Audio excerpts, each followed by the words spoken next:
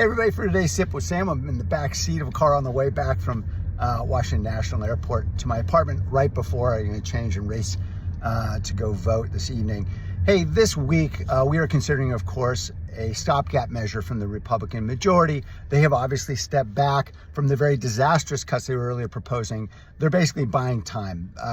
They're going to push off those very difficult conversations about how they're going to cut hundreds of billions of dollars in Medicaid and Pell Grants, a whole host of other programs, and instead propose a stopgap measure which keeps spending relatively constant, except significant cuts of veterans programs and a lot of uncertainty about what else gets cut exactly, because what you see in this stopgap measure, which is really something that resembles what's called a continuing resolution, is very broad authorities over large categories that give Elon Musk and his minions enormous amount of discretion about where to cut and how.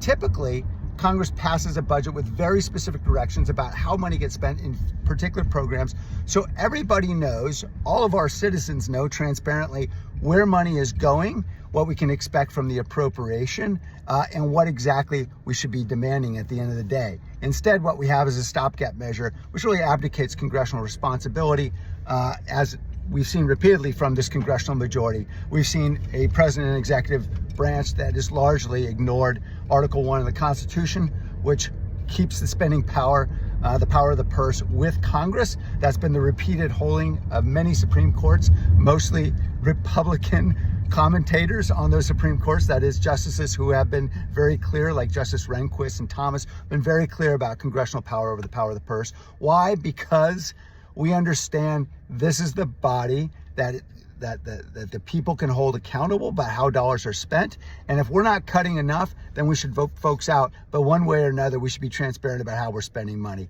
not giving the executive branch a blank check. That's why I won't be supporting this proposal, among several other reasons. Thanks. We'll be back soon with our next installment of Sip with Sam. Have a great day, everybody.